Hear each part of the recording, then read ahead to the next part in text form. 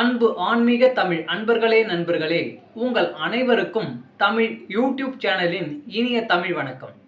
தாய்மொழியால் இணைவோம், தாய்மொழியை வளர்ப்போம். வாழ்க தமிழ், வளர்க தமிழ்.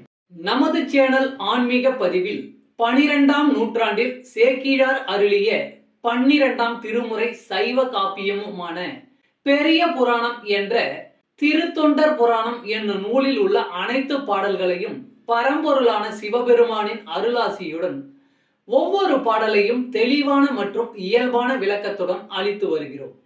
நாங்கள் அளித்து வரும் இந்த பெரிய புராணம் என்ற திருத்தொண்டர் புராண பதிவினை கேட்டு அதன் இனிமை உணர்ந்து அகிலம் காக்கும் இறைவனின் அருளாசியை பெற்று இறைப்பயன் அடையுமாறும், மேலும் இந்த பதிவிற்கு லைக் மற்றும் ஷேர் செய்தும், அது மட்டும் அல்லாமல் இதுவரை இந்த சேனலுக்கு நீங்கள் சப்ஸ்கிரைப் செய்யவில்லை என்றால் சப்ஸ்கிரைப் செய்து பெல் பட்டனையும் அழுத்தி ஆதரவு அளிக்கவும் அன்புடன் கேட்டுக்கொண்டு இப்பதிவினை தொடர்கிறேன். வாருங்கள், ஆன்மீக பதிவில் சேக்கிழாரின் 12ஆம் திருமுறையான பெரிய புராணம் என்ற திருத்தொண்டர் புராண பாடல்களை தெளிவான விளக்கமுடன் அறிவோம், அறிந்து தெளிவோம், தெளிந்து இறைப்பயன் அடைவோம். பெரிய புராணம் அல்லது திருத்தொண்டர் புராணம் என்பது சேக்கிழார் அவர்களால் பெருங்காப்பிய இலக்கணங்கள் பலவும் கொண்டதாக இயற்றப்பட்ட சைவ காப்பியம் ஆகும். சுந்தரமூர்த்தி சுவாமிகளின் திருத்தொண்ட தொகை என்னும் நூலை முதல் நூலாக கொண்டும், சுந்தரமூர்த்தி சுவாமிகளை காப்பிய தலைவராக கொண்டும், அவர் போற்றிய சைவ அடியார்களின் வாழ்க்கை வரலாற்றினையும் இந்நூலில் சேக்கிழார் விவரிக்கிறார். திருத்தொண்டர் தொகை நம்பியாண்டார் நம்பி எழுதிய திருத்தொண்டர் திருவந்தாதி ஆகியவற்றை மூல நூல்களாக கொண்டும், 2ஆம் குலோத்துங்க சோழனிடம் அமைச்சராக இருந்த சேக்கிழார் பல ஊர்களுக்கு சென்றும் திரட்டிய தகவல்களை கொண்டும் பெரிய புராணம் எழுதப்பெற்றுள்ளது. 2ஆம் குலோத்துங்க சோழனின் ஆணையின்படி தில்லைக்கு சென்றவர் அங்கு இருக்கும் இறைவனான நடராசர் உலகெல்லாம் என்று அடியெடுத்து கொடுக்க, சேக்கிழார் உலகெல்லாம் உணர்ந்து ஓதற்கு அரியவன் என பெரிய புராணத்தை தொடங்கியதாக நம்பப்படுகிறது. இடைக்கால இலக்கியத்தில் மக்களின் வாழ்க்கை பற்றி வரலாற்று போக்கில் அறிவதற்கு இந்நூல் உதவுகிறது. பெரிய புராணம் முதல் காண்டம், 2ஆம் காண்டம் என 2 காண்டமாகவும், முதல் காண்டத்தில் 5 சருக்கங்களையும் 2ஆம் காண்டத்தில் 8 சருக்கங்களையும் உடையதாக அமைக்கப்பெற்றுள்ளது. சுந்தரமூர்த்தி சுவாமிகளின் திருத்தொண்ட தொகையில் இடம்பெற்றுள்ள பாடல்களின் முதல் வரியே சருக்கங்களின் பெயர்களாக உள்ளது. காப்பிய கதையானது கைலாயத்தில் தொடங்க பெற்று சைவ அடியார்களின் வாழ்க்கையை விவரித்து இறுதியாக கைலாயத்தில் முடிகிறது.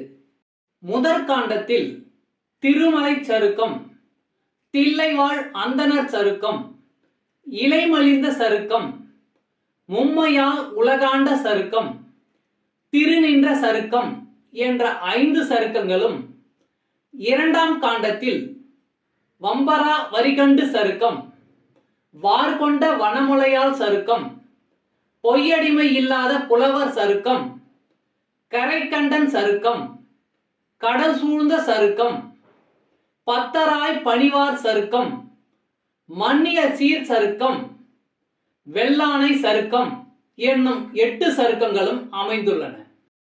இந்த 13 சருக்கங்களிலும் உள்ள மொத்தம் 4286 பாடல்களையும் ஒவ்வொரு பதிவிலும் ஒவ்வொரு பாடலாக தெளிவான மற்றும் இயல்பான விளக்கமுடன் கேட்டு இறைப்பயனை அடைய உள்ளோம்.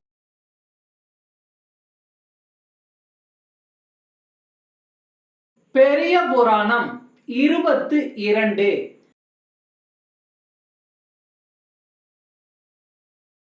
கையில் மான் மழுவர் கங்கை சூழ் சடையில் கதிரிலம் பிறை நறுங்கண்ணி ஐயர் வீற்றிருக்கும் தன்மையினாலும் அளப்பரும் பெருமையினாலும் மெய்யொலி தழைக்கும் தூய்மையினாலும் வென்றி வெண்குடை அனபாயன் செய்ய கோல் அபயன் திருமணம் தோங்கும் திருக்கைலாய நீள் சிலம்பு.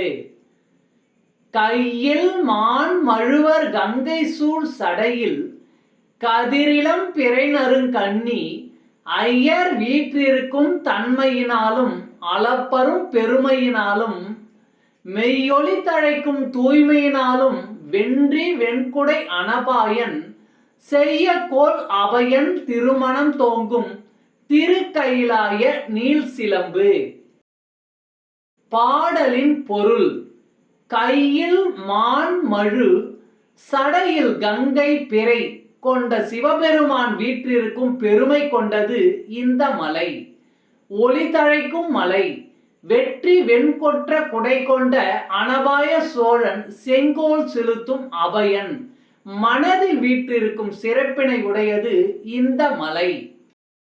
தமிழ் அன்பர்களே, நண்பர்களே, இன்றைய ஆன்மீக பதிவில் சேக்கிழார் அருளிய சைவ காப்பியமான பெரிய புராணம் என்ற திருத்தொண்டர் புராணம் என்னும் நூலில் உள்ள பாடலை தெளிவான விளக்கமுடன் உங்களுக்காக அளித்ததில் நான் மிகவும் பெருமை கொள்கிறேன். இப்பதிவில் அளிக்கப்பட்ட சைவ காப்பியமான பெரிய புராணம் என்ற திருத்தொண்டர் புராணம் பாடலின் விளக்கம் யான் அறிந்து கொண்டவை.